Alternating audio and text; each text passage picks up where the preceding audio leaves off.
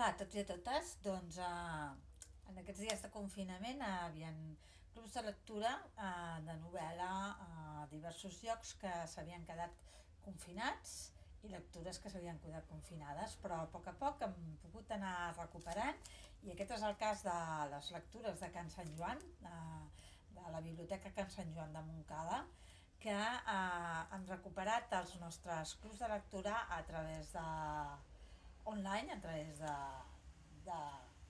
de sistemes online i que per tant podem recuperar lectures com per exemple en aquest cas el diari d'Eslata, un diari que lliga molt bé en els temps que estem visquent en certa manera perquè també ens parla un confinament diferent, un confinament que l'Eslata Filipovic va viure durant la guerra de Sarajevo, en la qual es va veure confinada a la seva ciutat, a la seva casa, a causa de la guerra, quan ella tenia 13 anys, i en la que ella ens parla de com ha de deixar l'escola, de com l'escola passa a ser una sèrie de, de regles que té que fer, anar a l'escola o no anar, estudiar els exàmens o no estudiar-los, segons estan bombardejant o no, segons el camí o no a l'escola segur, segons els professors o no poden o no donar les classes, no?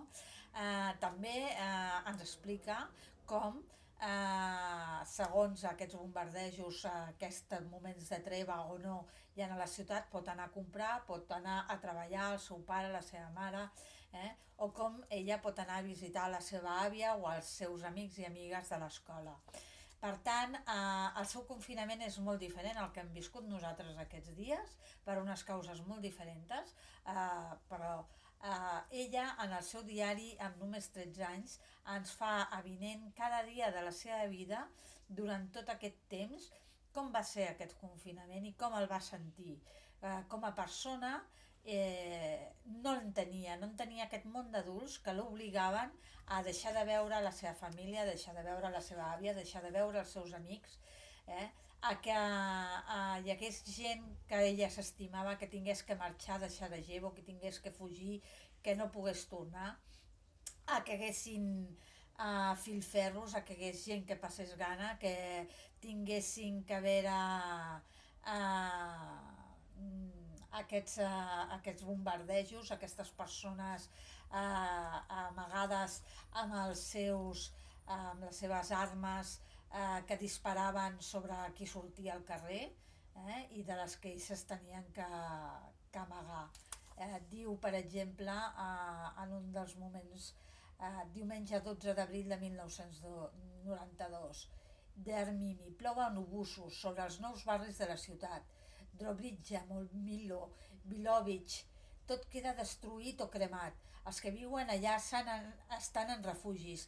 Aquí, al centre de la ciutat, no hi passa res. Tot està en calma. La gent surt al carrer. Avui ha fet calor, un dia de primavera molt bonic. Nosaltres també hem sortit. Sembla que parlin del nostre confinament, però és un confinament diferent. Han pogut sortir al carrer perquè allà no hi ha hagut bombes, no hi ha hagut obusos que han caigut en un altre barri. L'Eslata ens parla un altre dia, el 9 d'abril. No vaig a escola a Sarajevo i no hi ha cap escola oberta. El perill plana per damunt dels turons que ens envolten. Malgrat tot em fa l'efecte que la Carme retorna a poc. Ja no se senten les fortes explosions d'obús ni les detonacions, només alguna ràfaga. Després del silenci s'imposa de seguida. El papa i la mama van a treballar. Compren menjar en gran quantitat. Déu meu, t'ho suplico, fes que això no passi. La tensió encara és molt gran. La mama es desespera. El papa mira de tranquil·litzar-la. La mama telefona molt. Li truquen o bé ella truca. La línia sempre està ocupada. Són moments de tensió, no? Aquests moments en què no sabem de la nostra família, en què no sabem dels nostres amics, en què no sabem qui està bé, qui està malament, no tenim notícies i tot això ens fa molta por.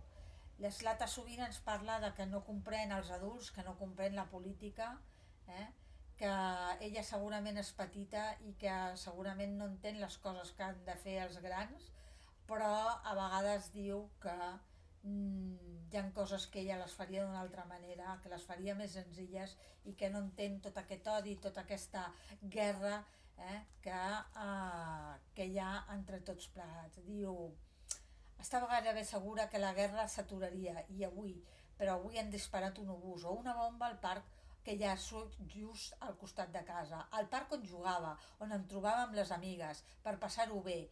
Hi ha hagut una pila de ferits, entre els que conec hi ha la Jaca, la seva mare i la Selma, la Nina, el Dado, el nostre veí, i no sé quanta gent més passava per allà per casualitat. En Dado i la Jaca i la seva mare han tornat de l'hospital.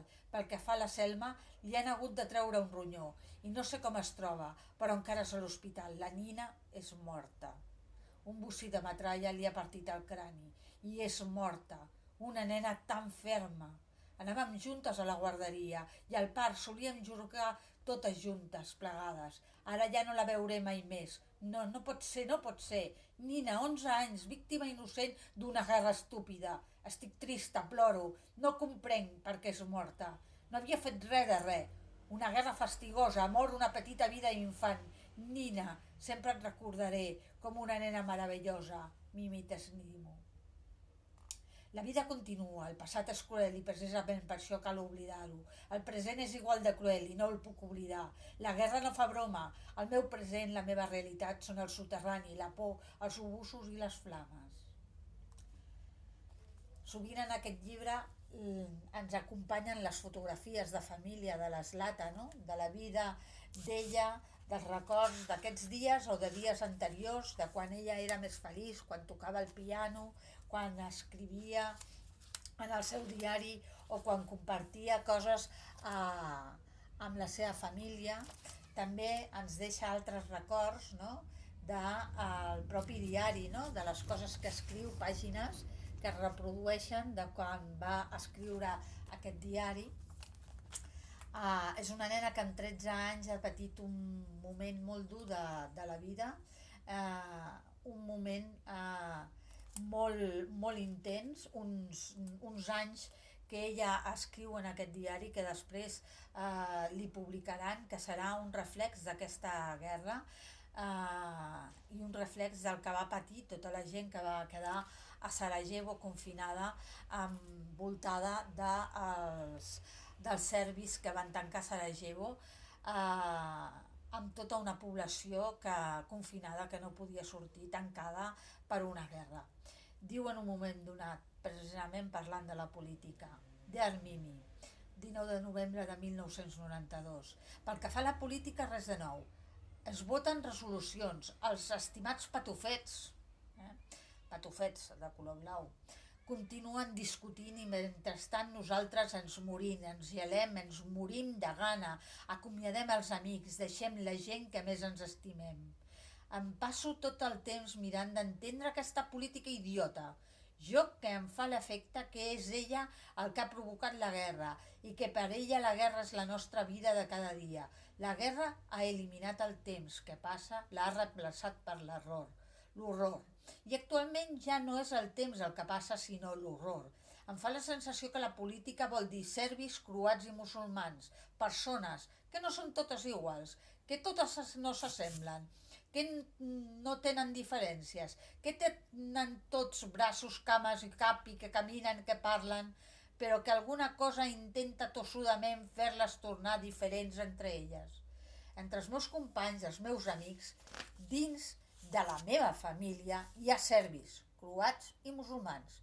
Formen un grup de gent molt barrejat i jo no he sabut mai qui era serbi, ni qui era croat, ni qui era musulmà. Ara la política hi ha ficat el nas a dins i ha escrit una S sobre els serbis, una M sobre els musulmans i una C sobre els croats. Es vol separar i per escriure-hi aquestes lletres ha agafat el pitjor, el més negre del llapis, el llapis de la guerra, que només sap escriure desgràcia i mort. Per què la política ens fa tornar desgraciats? Per què vol separar-nos? Si tots sols ja sabem qui és bo i qui no ho és. Els bons els anem a veure sovint, els dolents no. Entre els bons hi trobem serbis, croats i musulmans, i entre els dolents els primers hi són tan nombrosos com els segons i els tercers. Molt bé, jo no entenc res.